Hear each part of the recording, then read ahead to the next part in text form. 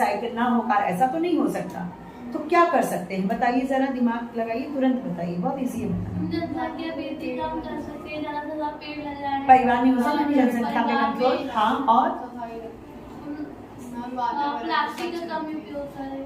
हाँ ठीक है, जिन चीजों को हम अपने स्तर पे कम कर सकते हैं उनको करें, प्लस हम पेड़ लगाएं, जहां भूमि खाली देखें हम पेड़ लगाएं। लेकिन पेड़ के लिए भी जमीन चाहिए, इसके लिए जनसंख्या पे भी पाबंदी होना चाहिए। ठीक है, तो कुछ चीजें हम लोग को समझ में आ रही है और यही उपाय किए ही जाते हैं।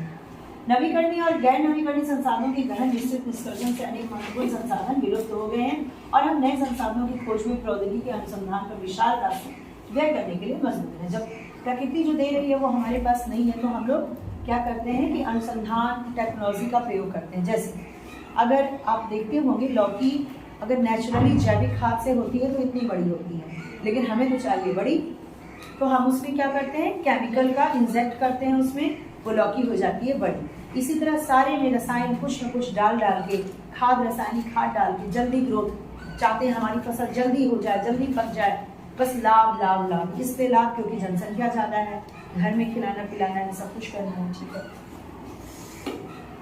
इसके साथ जुड़ी है पर्यावरण अपक्षय की गुणवत्ता की स्वास्थ्य लागत, जल और वायु की गुणवत्ता की गिरावट। ये सब क्या है, लागत। लागत यानी हम किस कॉस्ट पे विकास कर रहे हैं, ये कॉस्ट ही तो है, तो हम पेड़ पौधों के पर्यावरण के कॉस्ट पे विकास कर रहे हैं।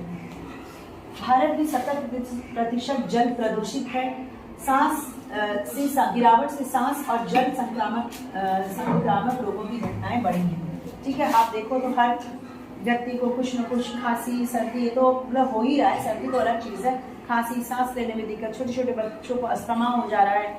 ठीक है, तो ये सब क्या है, ये सब प्रदूषण का ही कारण है और कोई कारण नहीं है। भगवान जी आके नहीं सबको बांट रहे हैं, वो हम लोग खुद एक दूसरे को बांट रहे हैं। वैश्विक पर्यावरण मुद्दे जैसे वैश्विक उष्णता और ओजोन क्षय ने स्थिति को और भी गंभीर बना दिया है, जिससे सरकार को अधिक धन व्यय करना पड़ रहा है। स्पष्ट है कि नकारात्मक पर्यावरण प्रभावों की अवसर लागत बहुत अधिक है।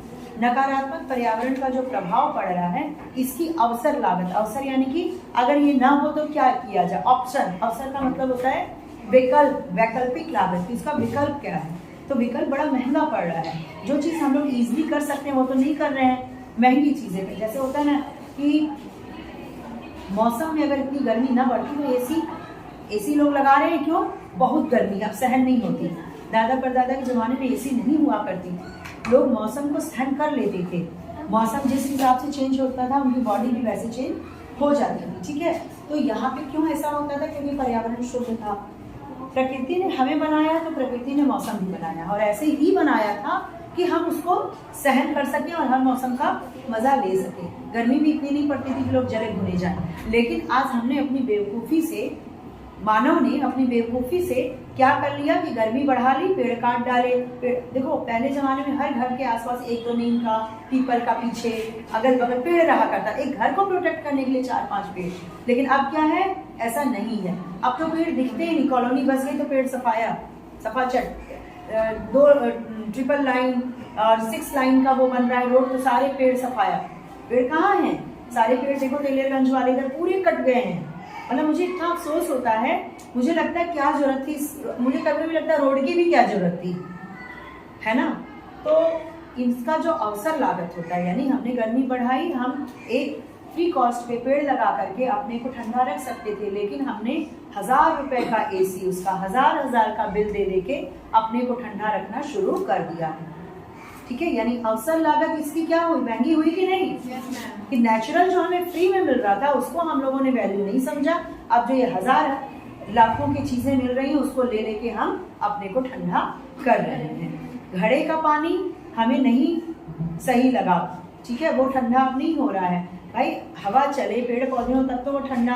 अब हमने फ्रिज ले लिया, अब फ्रिज से जो जहरीला गैस निकल रहा है घर के अंदर ही है, वो हमें और ज्यादा बीमार कर रहा है।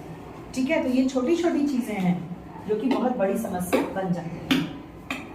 यहाँ सबसे बड़ा प्रश्न यह उठता है कि क्या पर्यावरण समस्या इस शताब्दी के लिए नई है, क्या ये नई बात हुई है, यदि ऐसा है तो क्यों। इस प्रश्न के उत्तर के लिए कुछ विस्तार में, हाँ भैया नई ही है, ये हमेशा से नहीं चला आया है, प्राचीन काल से और पुराने समय से नहीं, है अब नया उभर रहा है क्योंकि हमने अति कर दिया है। ओजोन अपक्षय के बारे में थोड़ा सा जान लें।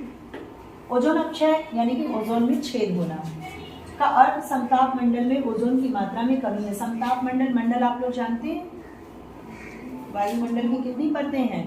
नीचे सबसे क्षोभ मंडल, देन समताप मंडल, मध्य मंडल। कुछ याद नहीं है क्या यार? कल कोई वर्क दिया था कि कल जाना नहीं?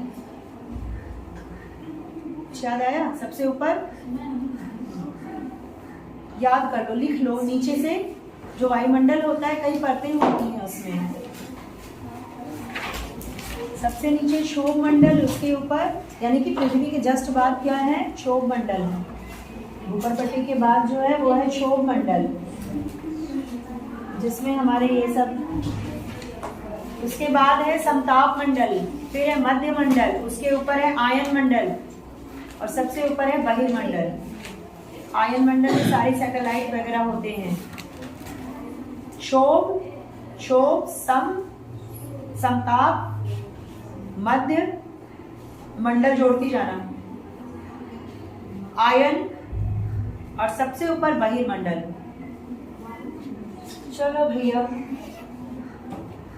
समताप मंडल में ही ओजोन परत होता है। ओजोन की मात्रा, ओजोन गैस होता है, सॉरी, ओजोन की मात्रा में कमी, ओजोन अपक्षय की समस्या के कारण समताप मंडल में क्लोरीन और ब्रोमीन के ऊंचे स्तर हैं। ये दो गैसेस हैं। इन यौगिकों के मूल हैं क्लोरोफ्लोरोकार्बन, जिनका प्रयोग रेफ्रिजरेटर, एयर कंडीशन को ठंडा करने वाले पदार्थ या एरासॉल प्रोपेलेंट में तथा अग्निशामकों में प्रयुक्त की जाने वाले ब्रोमोफ्लोरोकार्बन्स में होता है। यूज हम कर रहे हैं जो सारी चीजें, मशीनरीज, उसी से ये निकल रही हैं गैसेस। किससे हैं? देखो, फ्रिज, एयर कंडीशंस और जो अग्निशामक यानी आग को बुझाने वाले यंत्र होते हैं। ठीक है। ओजोन स्तर के अपक्षय, अब इन सब के कारण ओजोन में छेद हो रहा है। हम धड़ाधड़ चला रहे हैं फ्रिज, एयर कंडीशंस, कहाँ रुक रहा है कुछ भी। बड़े बड़े ऑफिसेस में देखो तो पता नहीं कितने एयर कंडीशंस चल रहे हैं। ओजोन स्तर के अपक्षय के परिणाम स्वरूप पराबैंगनी किरण, अल्ट्रावायलेट रेज, यूवी रेज, जिसको कहते हैं ना यूवी रेज, जो आपके सनस्क्रीन में लिखा रहता है यूवी रेज से सुरक्षा, सनस्क्रीन लगाने से यूवी रेज नहीं हार्मफुल होती, पृथ्वी की ओर आते हैं और जीवों को क्षति पहुंचाते हैं, ऐसा लगता है। विकिरण से मनुष्यों में, तो विकिरण होगा, विकारण नहीं, विकिरण, जो सूर्य की रेज होती है विकिरण कहते हैं। इससे मनुष्यों में त्वचा कैंसर होता है। यह पादप प्लवक के उत्पादन को कम कर जलीय जीवों को प्रभावित करता है। वो सीधे जब जल में पड़ता है तो उसमें जो जल के अंदर पादप होते हैं ना, बॉटनी में थोड़ा पढ़ा है तुम लोगों ने, मतलब जल के अंदर भी पौधे होते हैं जिनका सेवन कौन करते हैं? जल के जीव जंतु। तो वो अगर वो खराब हो जा रहे हैं, नहीं हो रहे तो वो भी तो मरेंगे जीव जंतु, तो वहां तक प्रभाव पड़ रहा है। स्थलीय पौधों की समृद्धि को भी प्रभावित कर रहा है। 79-90 के बीच ओजोन स्तर में 5% की कमी आई है। 100 में से 5 गायब हो रहा है। चूंकि ओजोन स्तर सर्वाधिक हानिकारक पराबैंगनी किरणों को पृथ्वी वायुमंडल आने से रोकता है, इसलिए ओजोन में कमी विश्व भर में चिंता का विषय है, जो अभी अभी मैंने आपको बताया। इसके कारण मॉन्ट्रियल प्रोटोकॉल को अपनाना पड़ा। इसके तहत CFC यौगिकों तथा अन्य ओजोन अपक्षय रसायनों के प्रयोग पर रोक लगाना पड़ा, जैसे कार्बन टेट्राक्लोराइड, ट्रिक्लोरोथेन, जिन्हें मिथाइल क्लोरोफॉर्म भी कहते हैं, तथा ब्रोमाइन यौगिक, जिन्हें हेलोन का, इस पे बैन किया गया है। कई देशों में बैन किया गया है कि भैया मत यूज करो इसे, जो सबसे ज्यादा हानिकारक यौगिक थे। आवश्यकता, प्रारंभ के दिनों में जब सभ्यता शुरू हुई थी, जनसंख्या में इस असाधारण वृद्धि के पूर्व और देशों के औद्योगिकरण अपनाने से पहले पर्यावरणीय साधनों की मांग और सेवाएं उनकी पूर्ति से बहुत कम थी। मतलब ये कि जब हम कम रहेंगे तो कम मांग करेंगे। जैसे यहाँ अगर 10 पेड़ हो, आपको तो एक ही की जरूरत है, तो बाकी के 9 पेड़ तो आपको बस ऐसी शुद्ध वायु दे रहे हैं। ठीक है, तो अब आप लोगों ने सोचा कि अच्छा 9 पेड़ तो फालतू, चलो और जनसंख्या बढ़ाई जाए। हुआ क्या, ये बता रही हूँ। कहा जा रहा है प्राचीन काल में सब कुछ सही था, तो क्यों बिगड़ गया भाई? कैसे बिगड़ गया? तो वो मानसिकता बिगाड़ी हमारी, और खास करके हमारे जैसे देशों की मानसिकता ज्यादा बिगाड़ती है। विकसित देश, विकासशील देश, दोनों इसके लिए हैं जिम्मेदार। ऐसा नहीं कि केवल हम ही लोग हैं। लेकिन देखो, जब जनसंख्या बढ़ी, हमने कहा क्या अब जैसे छोटा उदाहरण दे रही हूँ, आपने कहा कि एक पेड़ से हमारा काम चल रहा है, बाकी 9 पेड़ है, यानी हमारे पास बहुत प्रचुर मात्रा में संसाधन है, तो हम जनसंख्या बढ़ा सकते हैं। जनसंख्या आप क्यों बढ़ा रहे हैं? आपके दिमाग में ये आया, घर में एक बेटा है तो इतना अच्छा कमा रहा है, इतना अच्छा सबका काम कर रहा है, 2-4 और हो जाएंगे तो घर का और काम होगा। काम करने वाली कमी थी, ठीक है, अब उन्होंने जनसंख्या बढ़ाना शुरू किया, ठीक है, 8 पेड़ लग गए आपके वायु को शुद्ध करने में, 1 पेड़ अभी भी है। फिर आपने इतनी जनसंख्या बढ़ाई कि अब हमें 15 पेड़ की आवश्यकता है, लेकिन है कितने? 10। कुल मिला के तो 10 ही है, हमें 15 की आवश्यकता। ये 5 का भार कौन सहन कर रहा है? यही 10 कर रहे हैं। अब ये 10 पेड़ सहन करते करते क्या हो जाएंगे? डाउन हो जाएंगे, मुरझा जाएंगे। ठीक है, तो हम लोग प्रकृति को इसी तरह डाउन कर रहे हैं। प्रकृति को जैसे कहते हैं ना, हम लोग का पलड़ा भारी हो गया, अब हम प्रकृति को दबा रहे हैं। अब प्रकृति जब एकाएक रौद्र रूप धारण करती है तो वही रौद्र रूप क्या होता है? बाढ़ है, भूकंप है, आंधी तूफान है, सुनामी है। ठीक है, इसको हम लोग पढ़ लेना। वही चीज़ है जो मैंने अभी आपको बताया है, भारत की पर्यावरण स्थिति, ये कल हम लोग पढ़ेंगे। ओके,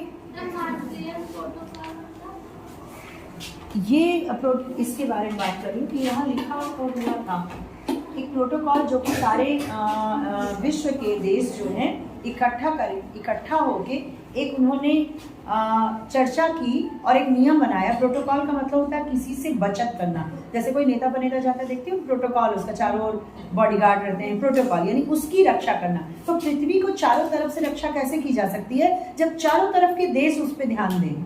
तो सारे लोग मिलकर एक प्रोटोकॉल बनाए कि भैया तुम ये नहीं करना, हम भी ये नहीं करेंगे। ठीक है, तो दोनों में एक साझेदारी हुई कि हाँ चलो दोस्त, हम लोग ऐसा नहीं करेंगे तो हमारी पृथ्वी मैया बची रहेगी। ठीक है, तो एक प्रोटोकॉल यानी कि एक सुरक्षा क्रिएट करना। ओके, कल हम लोग इसको, हाँ बोलो।